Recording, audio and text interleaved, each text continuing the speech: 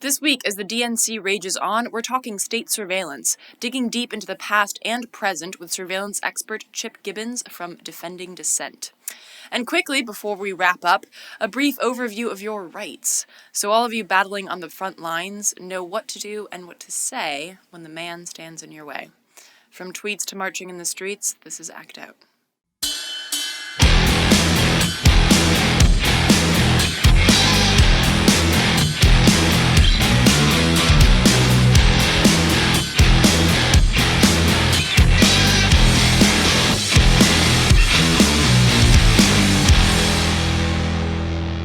Welcome to Act Out. I'm Eleanor Goldfield, and this is your tipping point. As you watch this, the protests in Philly will be raging on, and in the past 2 weeks, we have given you some insight into the law enforcement angle regarding civil disobedience, or, as former Captain Ray Lewis calls it, civil dissent. And if you haven't already, be sure to check that out. But a large part of the law enforcement pie, if you will, indeed what makes much of modern-day policing possible, is the surveillance state. Now, most of you are aware that the NSA can read your emails and listen to your phone calls, access your webcam, your microphone, etc., etc., and special thanks to Edward Snowden for that information. But the NSA is not the only fish in the 1984 pond. The FBI has a long, rich history of spying on U.S. citizens, from MLK to your tattoos. Yeah, your tattoos. It's part of what's called next generation identification, and the DOJ suggested back in May that Americans have no right to know whether or not their fingerprints, our fingerprints, facial images, or tattoos, i.e. biometric identifiers, are being stored by the FBI. Stored, I might add, alongside the fingerprints, tattoos, and facial images of known criminals. As the Bill of Rights Defense Committee put in a press release, images and information of non-criminals would be stored alongside those of criminals, creating a massive trove of biodata that is ripe for abuse and error. Example: oh, we heard that terror plot was hatched by some blonde chick with tattoos on her arm. Yeah, that looks about right. Arrest her. Yay, freedom. And this is just one of the latest privacy trespasses in a long, sordid history of Orwellian ploys. From Hoover's index cards to servers stacked in warehouses, state surveillance has been around for decades. And still today, the focus remains much the same. Use surveillance to promote fear and suspicion, and to disable dissent before it reaches a critical mass. For more on this, we sat down with Chip Gibbons from the Defending Dissent Foundation. Take a look. So a lot of people have this idea that state surveillance didn't really start until the digital age. Is that true? That's actually not true at all. It's easy when we have, cameras everywhere and we know that people are looking at our emails to think that surveillance is a problem. But the surveillance state has been around for a long time. As Brandy Collins of Color of Change mentioned on the panel I was on last couple weeks ago, that, a lot of the surveillance state practices are rooted in slave patrol. So it goes back a long way. Our organization was founded in 1960, and we were spied on very early on by the FBI, and we were founded to abolish HUAC, the House Un-American Activities Committee. And part of the reason why we came into being was that our founder, Frank Wilkinson, was a employee at the Los Angeles Housing Authority who had been spied on for about 10 years by the FBI. They tracked all his political affiliations, and when he was testifying in an eminent domain trial, the FBI had given his file to the other side, the side for the developers, who then asked him about his political affiliations. He then lost his job and stuff like that. So as you can see, the surveillance has been around for a very long time. I mean, J. Edgar Hoover got his start heading up the Justice Department's Radical Division, which became the FBI. It was also called the General Intelligence Division. And he was keeping index cards on radicals across the country. And these index cards eventually became the custodial detention list, which is a list of people who would be detained in the event of a war or national emergency without habeas corpus. So obviously, we've come a long way from index cards. We have the NSA collecting metadata, and they can do a whole lot more with it, but just what makes it so frightening is when we think about how much they were doing when they just had, the index cards and the low-tech stuff. So it sounds like the FBI started as sort of surveilling activists. How did the NSA grow out of that? So the FBI did start surveilling activists. The NSA came out of military and intelligence through an executive order by by Truman, and they're supposed to be looking at a signals intelligence and sort of overseas calls. But what we found is that through the church committee, they were doing a lot of spying on activists. They monitored Martin Luther King's phone calls when he called overseas. As part of Operation Shamrock, they were collecting all of the telegraphs of people in the United States. The counsel for the church committee actually told them, "Don't you know that violates the Fourth Amendment?" And the NSA says, "The Fourth Amendment doesn't apply to the NSA." And he was just sort of like, what? And also with the National Lawyers Guild, which was spied on by the FBI and the CIA as well, for a while the NSA was intercepting all of their overseas calls. So with that, I mean, obviously you mentioned MLK, and he's a very famous activist, but talk about the breadth of surveillance. I mean, what's the threshold? Is it something as simple as going to a march? Would that be enough to put you on under surveillance? And with that, the recent testimony that you gave to the UN on this issue, as I understand, and talk a little bit also how that affects these social movements and participation. Sure. So there is supposed to be some limits on what the FBI and law enforcement can do. After the church committee, there was something put in place called the Attorney General Guidelines, which limits what the FBI can do. They're not supposed to be doing the type of political policing that went on under J. Edgar Hoover. Of course, we know that they are doing it. So while you ask what's the threshold is, I mean, there's one threshold in theory and there's another in fact. For example, we recently found out that the FBI for 10 years, as part of a counterterrorism investigation, spied on and infiltrated the School of the Americas Watch. And they have a permitted march every year. There's also civil disobedience. And as part of their justification, they said they have peaceful intentions, but at an unknown date in the future, unknown people could infiltrate it and they could have their own agenda and use the group for violence, which is like an absurd thing to say, because you could see about any group. A chess club could have an unknown infiltrator at an unknown date in the future with an unknown agenda who could commit an unknown crime. I mean, if we're going down that route, you're just talking mass surveillance. But they tend to single out groups with certain political ideologies. There's an incident a couple years back in Maryland where the Maryland police was spying on anti-death penalty groups, and they sent an infiltrator in who went to their meetings, and they put the names of the people in the Northeast Regional Terrorist and Drug Trafficker database. So, I mean, obviously there should be a threshold beyond, like, being against the death penalty, but there's not a lot of accountability with local or federal law enforcement, and that's part of what I told the United Nations Special Rapporteur on the freedom to peaceful assembly and association earlier this week, is that while the United States has a First Amendment and it protects the free association and peaceful assembly, we have a problem with government surveillance, we have a problem with government infiltration. And they go into these groups because of their political or religious ideology, which means they're substituting suspicion of a crime with political ideology, which means they think that certain ideologies are in themselves suspect. And that while the First Amendment should prevent this, at nearly every level of government and every branch of government, there's been a dereliction of duty to uphold free association. So, for example, the Supreme Court in the early 70s threw out a lawsuit brought by anti-war activists who were surveilled by the military in D.C. for peaceful protest, not on the grounds that it was okay under the First Amendment. They didn't even decide that issue. They just decided they didn't even have standing to bring the case, because in order to bring a lawsuit, you have to show a harm, and that a deprivation of a constitutional right is always an irreparable harm.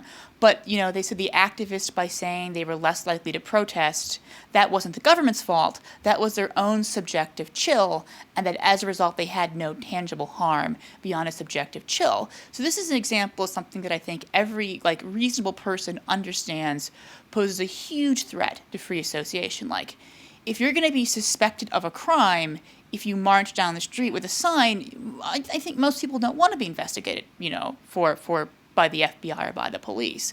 But yet the Supreme Court says, there's no effect on free speech here. You can't even challenge whether or not this violates the First Amendment, which is a very shocking decision. But that was, 40 years ago, when the court was a whole bunch more civil libertarian than it was now. Yeah, I mean, that's like saying that the 4-hour lines outside of a voting booth isn't like a problem to get people to vote. Like, it's just, I mean, if you want to vote badly enough, you'll just do it. Yeah, it's that type of argument. I think most people realize those are, absurd arguments. They just don't happen to be on the Supreme Court, most reasonable people. Unfortunately. So a recent report just came out about the FBI greenlighting crackdowns on Black Lives Matter protesters. Several have been arrested for peacefully protesting or put in jail with astonishingly high bail. So how does this most recent event fold into the surveillance state tactics, and what do you expect the response to be from the Black Lives Matter movement? So I can't speak for the Black Lives Matter movement. I would let them speak for themselves. But the article you're referring to appeared in Alternate this week. It's by an attorney from the Partnership for Civil Justice, which does a lot of great work through FOIA. And she was referencing a specific FBI document that was sent to the Baton Rouge police, warning them about riots and violence. And of course, there was no riots or violence, but there was a police crackdown on protests. And I believe the point that she was making was that when the FBI sends these sort of inflammatory warnings like, beware of these crazy people, they might commit violence, local law enforcement then overreacts. And one of the things that the Partnership for Civil Justice, they're the group that discovered the FBI documents about School of the America Watch, and that they used to have a much better relationship with local police. But once the FBI started their counterterrorism investigation, local police started treating them much differently. So while a lot of the repression comes at the local level, the FBI sets the agenda at the top. So in that same, and just thinking about that, how does the FBI sending these sort of memos, how does that affect the rise of the militarized police and cops showing up in riot gear? Is there a direct link there? I don't know if there's a direct link. I can't speak to specific causality, but I think we could logically say that if the FBI sends you a memo and you already have the military gear saying to watch out for violence and anarchists and rioting, you're probably going to be more likely to bring out the military gear if the FBI sends you a memo, peaceful protesters coming. Right. So on Defending Dissent has a section that speaks about this idea: activism is not terrorism. Talk a little bit more about that campaign, the ideas behind it. So activism is not terrorism is one of our main campaigns. It is dedicated to challenging the use of terrorism as a pretext to curtail First Amendment rights, either through repressive legislation that conflates civil disobedience with terrorism, or through using the fear of terrorism to monitor activist groups. It has several parts. One part of it is our Investigate the FBI campaign. We initiated a letter that was signed by over 60 civil society groups asking Congress to investigate the FBI, using its counterterrorism authority to spy on groups like Black Lives Matter, Occupy Wall Street, School of the Americas Watch. The other element of it right now is we're very concerned with ag-gag laws, which are laws that are used to criminalize whistleblowing on factory farms. And a lot of times the legislators will get up in the state legislatures and say, oh, these undercover animal rights activists are terrorists. And the other part of that is we're also challenging the Animal Enterprise Terrorism Act, which elevates very sort of, nonviolent crimes to the level of federal terrorism. So the only people who have ever been charged under it and convicted have been people who've freed mink from a fur farm, and they were charged, not with destruction of property or theft on the state level. They were charged with federal animal enterprise terrorism charges. So that is an example of, conflating low-level crimes that are politically motivated with terrorism. So switching gears slightly, Islamophobia, I know it was discussed on the panel, but I just want to ask you, as it pertains to the surveillance state, how has the surveillance state contributed to the rise of this national Islamophobia, and how have they dodged civil rights in order to do so? So in addition to our Activism is Not Terrorism campaign, we have a Countering Islamophobia campaign, and what it focuses on is the role of the state in fostering Islamophobia in the United States. There is a rise in Islamophobia, but it's not just happening in a vacuum. It's not just that your neighbor woke up one day and had bad ideas. It's that the FBI is sending informants into mosques across the country. It's that the FBI is entrapping Muslims. It's that the FBI considers, your religion to be suspicion of a crime in of itself. And that when the FBI starts to engage in these kinds of behaviors, it sends a larger signal to society as a whole that there's something about being a Muslim that makes you inherently suspicious. Just as we know that when they use political speech as a proxy for crime. It conflates speech with crime. When they do the same thing for religion, it has the same effect. And the flip side of that is not only does the FBI engage in these sorts of surveillance, which they then use Islamophobia to justify, the Islamophobia then justifies more surveillance, of course. So, moving on from that, I know that you said that it's important to understand that we still do have rights and we should still go out and protest, because the more we protest, the more we protect the rights that we still have. So debunk this idea, because you hear it a lot of times, like, well, I'm not an activist and I'm not doing anything wrong, so I have nothing to hide, so I don't really care if they spy on me. Debunk that idea. You have a right to privacy. I mean, privacy is a basic human right. The government doesn't need to know everything that you're doing. And, we're a democracy. Free speech and dissent are important to a democracy. If people are afraid to express their opinions because they're afraid the government will spy on them, what kind of a democracy do we have left over then? You're not doing anything wrong. Well, do you want to live in a democratic society or not? Is, I think, the flip question. So, and that sort of tips me off to this idea, the politics of fear, people people voting a certain way because they're afraid, or people not protesting because they're afraid. What's the antidote to that? I mean, I think the solution is to organize people and to sort of, point out how these policies aren't about keeping you safe. They're about repressing free speech. It's not just that free speech is a casualty of an earnest effort to keep us all safe. It's that they want to repress free speech, and they're using your fear of terrorism to legitimize their actions. So with that, how can social movements work around the surveillance state or combat this surveillance state while they're working on their particular issue? That's a great question. I think that if we have any hope in combating the surveillance state, it's through social movements. I mean, in the 1970s, we see really the only major attempts to reform the surveillance state. We see the Church Committee, we see new laws passed. And the reason why that happened, I think, is because you had very large-scale social movements like the anti-war movement, the Black liberation struggle, and these movements recognized that the FBI and these groups were a threat to them. And they saw part of their ability to achieve their goals of ending the war, of achieving racial justice, as also taking on these institutions that want to stop them. And I think when you have powerful social movements that see the connection between their causes and achieving their causes and eroding the surveillance state, as well as seeing a common ally in other movements, I think that creates enough powerful groundswell that you can actually start to combat the surveillance state. So basically, like, enough people, like, building these social movements. Yes. And I know that's sort of nebulous and it sounds hard, but, I mean, it's not going to be easy taking on, the FBI, the CIA, the NSA, your local police, and DHS. Yeah, well, and justice takes time. I mean, we've seen that everything from the civil rights movement to the environmental movement. Like, it's not, a flip doesn't get switched and then, all of a sudden, yes, the world's a better place. So I want to ask, like, this is sort of a devil's advocate question, but is there such a thing as good surveillance?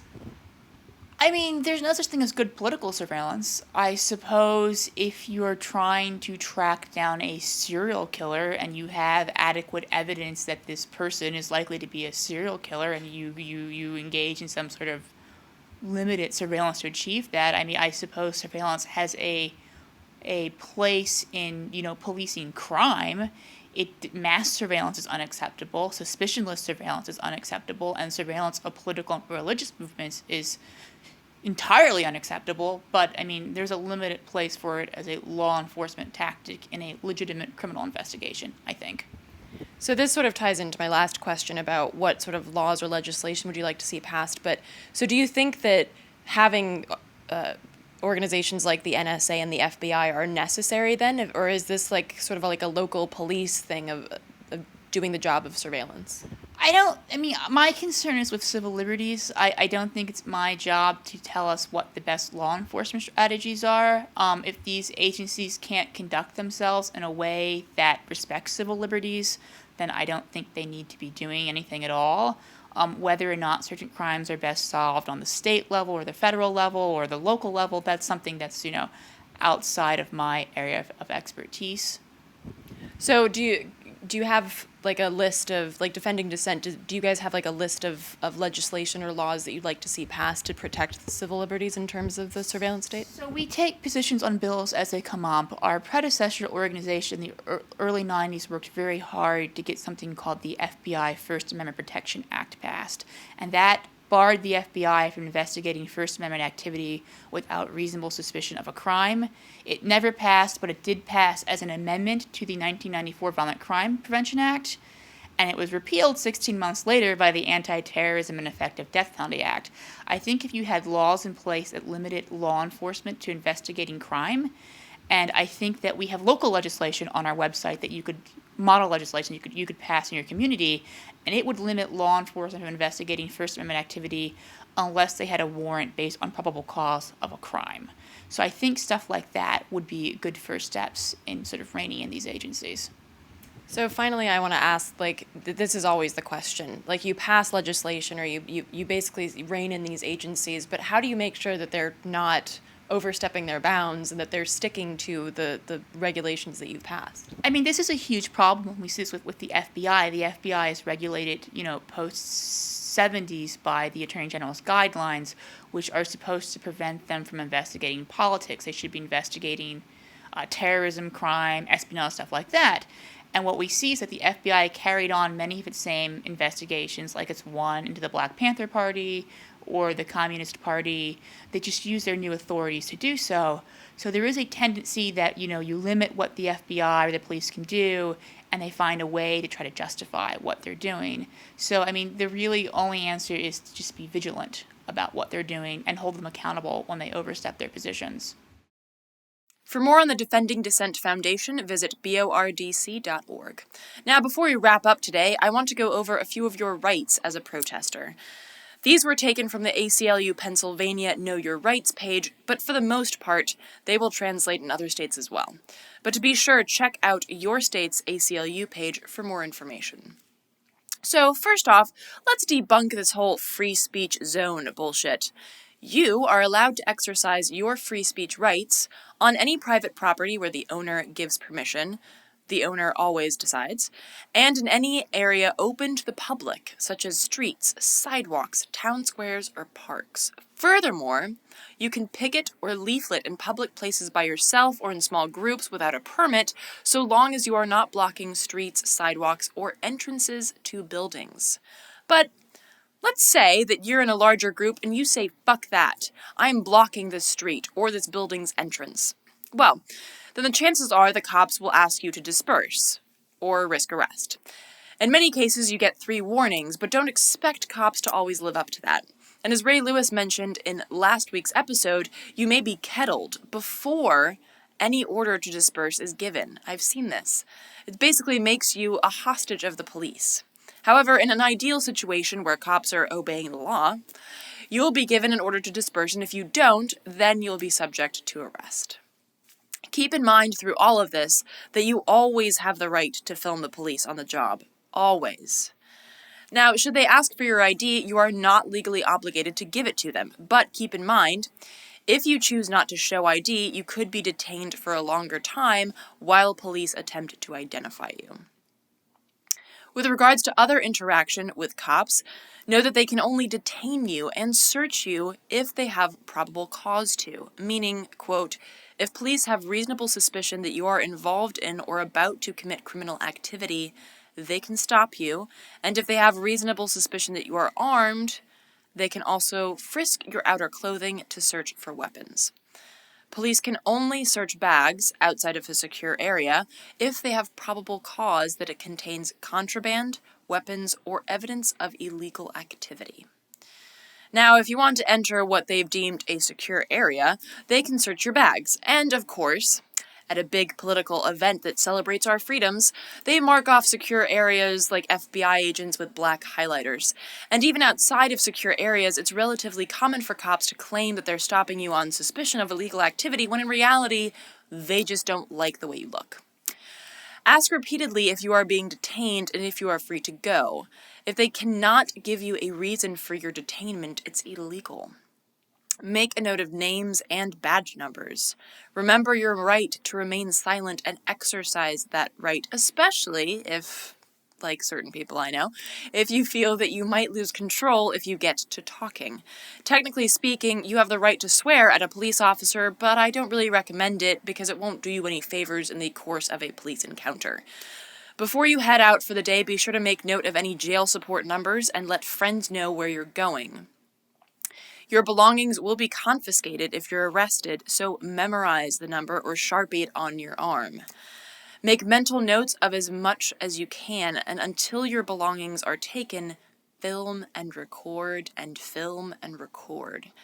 The ACLU also has an app called the Mobile Justice app that not only automatically uploads any recorded footage to the ACLU, but also allows you to see where other police stops are taking place and send in reports on your location and situation. Facebook Live is, of course, another option, but sometimes that won't work if too many people are using it at the same time. And you can use your phone's built-in camera, but the problem here is that if they do confiscate your phone, which they will, and find the video, they can delete it without you ever having the ability to upload it and prove illegal activity. So, in summary, your free speech zone is any public place or private place that gave permission. You can picket and protest anywhere legally so long as you're not blocking streets, sidewalks, or building entrances. Cops should give a warning to disperse before carrying out arrests. You do not have to carry ID with you. You can only be stopped and searched if police have probable cause to do so. It is your right to ask if you are being detained and ask to leave if you are not. You have the right to remain silent and ask for legal representation if arrested. Make a note of names and badge numbers. Make arrangements for jail support and letting friends know where you are. And finally, film the police. For a more complete list of your rights and to find rights pamphlets specific to your state, visit aclu.org. Now, armed with this knowledge, get out there and fight the system. And remember, activism is not terrorism. That'll do it for this week's Dose of Dissent. Remember, this week we are in Philly, so stay up to date on the actions in the street by following us on Twitter and Facebook. Next week, we will be bringing you a special episode featuring our coverage of the DNC, but for now, please do spread and share this episode with all of your friends, foes, and people you don't know. Check out the last slide to see all the sites mentioned in this week's show. And again, be sure to follow us on Twitter, like us on Facebook, and subscribe on YouTube. From the Devil's Den, good night and act out. And real quick, to keep independent, non-corporatized media like this show going, donate at Occupy.com/donate. If you'd like to donate directly to Act Out, visit Patreon.com/actout.